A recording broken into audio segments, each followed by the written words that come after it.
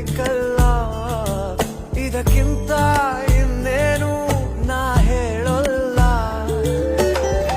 ಅನಿಸಿಕೆಯನ್ನು ಹೀಗೆ ಹಂಚಿಕೊಂಡೆನು, ಇನ್ನು ಕೇಳಬೇಕು ಅಂತ ಕಾದು ಕೂತೆನು.